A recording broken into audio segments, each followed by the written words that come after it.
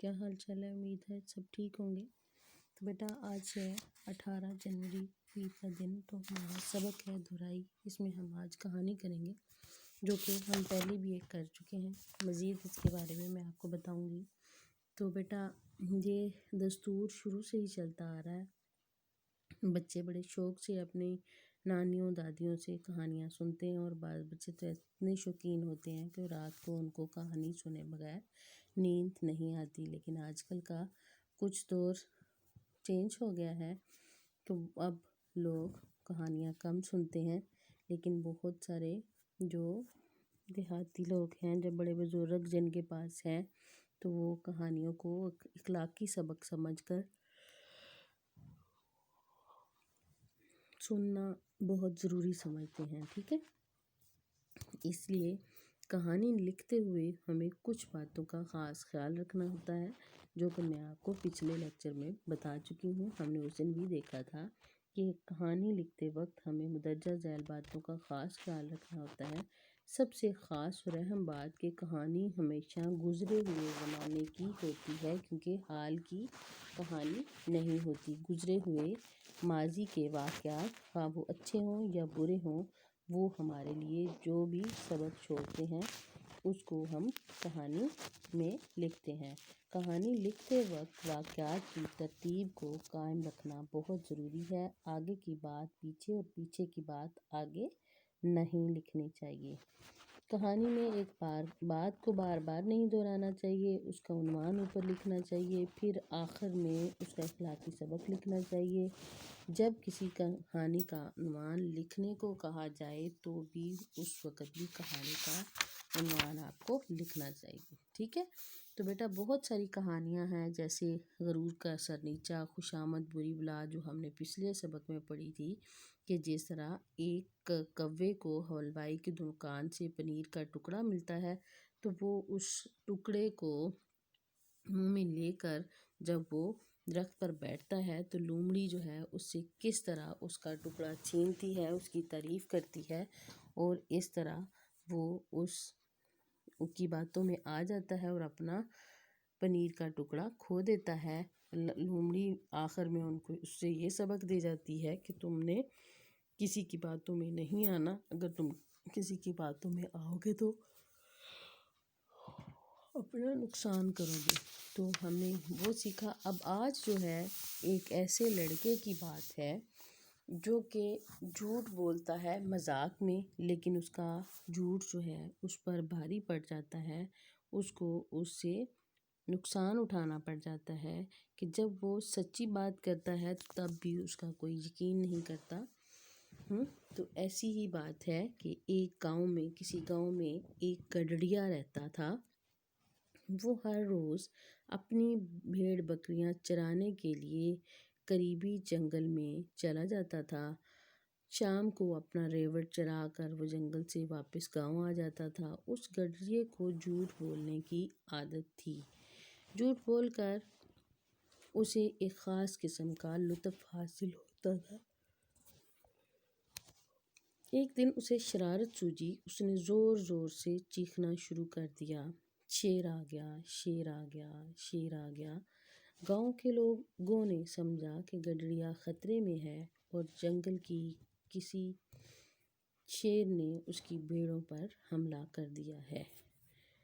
چنانچہ وہ بھاگتے ہوئے اس کی مدد کو پہنچے، لیکن اس کی حیرانی کی کوئی حد نہ رہی جب انہوں نے دیکھا کہ گڈریا اور اس کی بھیڑیں بالکل صحیح سلامت ہیں اور شیر کا وہاں نام و نشان بھی نہیں ہے۔ تو بیٹا اس کو یہ کام تو نہیں کرنا چاہیے، آپ کو بھی پتہ ہے اس بات کا کہ جھوٹ بولنا بہت سخت گناہ ہے۔ اس نے جھوٹ بولا اور اس سے دوسرے گاؤں کے لوگوں کو شرمندگی کا سامنا کرنا پڑا اور وہ پریشان ہو کر واپس آ گئے۔ لیکن اس کی حیرانی کی کوئی حد نہ رہی۔ اس نے جب ان کو دیکھا، گڈریا اور اس کی بھیڑیں جب بالکل صحیح سلامت تھیں اور شیر کا وہاں پہ کوئی نام و نشان نہیں تھا، انہوں نے گڈریے سے اس کے شور مچانے کی وجہ پوچھی، تو اس نے مسکرا کر جواب دیا کہ میں تو آپ لوگوں کی ہمدردی کا امتحان لینے چلا تھا۔ تو بیٹا آپ بھی اپنے کسی معاملات میں کبھی کسی کا امتحان نہ لینا ایسی بات نہیں ہوتی۔ بعض اوقات آپ کی کہی ہوئی بات سچ ہو جاتی ہے تو آپ کو نقصان اٹھانا پڑتا ہے۔ تو ایسا ہی ہوا۔ میں دراصل یہ دیکھنا چاہتا تھا، وہ کہتا ہے میں اصل میں یہ دیکھنا چاہتا تھا کہ آپ میری مصیبت میں میری مدد کرنا چاہتے ہیں یا نہیں۔ یہ بات سن کر وہ لوگ بہت حیران ہوئے اور گڈریے کو لان تان کرتے ہوئے وہ واپس آ گئے۔ ٹھیک ہے، کچھ دن بعد پھر اس کو وہی شرارت سوجی تو اس نے پھر شیر آیا کی دہائی دینی شروع کر دی۔ لوگ پھر اس کی مدد کو آ گئے۔ اس نے سوچا کہ اس واقعی کسی نے شیر اور بھیڑوں پر حملہ کر دیا ہے۔ لیکن جب وہ جنگل میں پہنچے تو کیا دیکھتے ہیں کہ گڈریا کھڑا مسکرا رہا ہے۔ اس دفعہ تو انہیں بے حد غصہ آیا۔ وہ جل بن کر وہ غصے سے لال پیلے ہو گئے اور یہ کہتے ہوئے واپس چلے گئے کہ آئندہ ہم تمہاری کسی بات پر اعتبار نہیں کریں گے اور نہ ہی کبھی تمہاری مدد کے لیے آئیں گے۔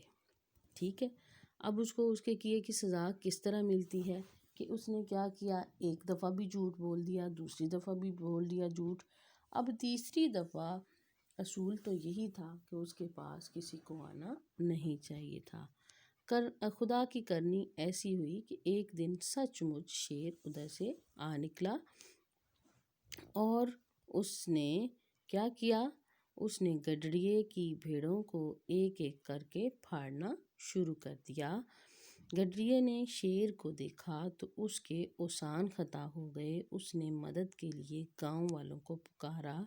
لوگوں نے گڈریے کی چیخ و پکار تو سنی مگر اسے جھوٹ سمجھ کر اس کی مدد کو نہ آئے۔ ان کا خیال تھا کہ گڈریے نے اس بار بھی جھوٹ بولا ہے، پھر بیوقوف بنانے کی کوشش کر رہا ہے۔ مگر جب گڈریا شام کو واپس نہ آیا تو ان کو فکر ہوئی اور وہ اس کی تلاش میں جنگل کی طرف گئے۔ وہاں دیکھا کہ گڈریا اور اس کی بھیڑیں خونخوار شیر کی نظر ہو چکی ہیں۔ انہیں یہ دردناک منظر دیکھ کر افسوس تو بہت ہوا مگر اب وہ کیا کر سکتے تھے۔ گڈریے کو اس کے جھوٹ کی عبرتناک سزا مل چکی تھی۔ تو بیٹا آپ نے دیکھا کہ جھوٹ بولنے کا کیا نتیجہ ہے۔ آپ نے کیا کرنا ہے کہ آئندہ کبھی مذاق میں بھی جھوٹ نہیں بولنا۔ جھوٹ بولنا بہت بری عادت ہے۔ دیکھیں آپ کے سامنے ہے کہ اس کی جھوٹ بولنے کی عادت تھی۔ اس نے پہلی دفعہ جھوٹ بولا تو کہا میں نے مذاق کیا تھا اور آپ کو آزمایا تھا۔ دوسری دفعہ جھوٹ بولا تو پھر گاؤں والے جو شرمندہ ہو کر واپس چلے گئے۔ تیسری دفعہ سچ میں جب شیر آیا تو اس کی مدد کے لیے کوئی بھی نہ پہنچا۔ تو نتیجہ ہمارے پاس یہ ہوا کہ جھوٹ کا انجام برا ہوتا ہے۔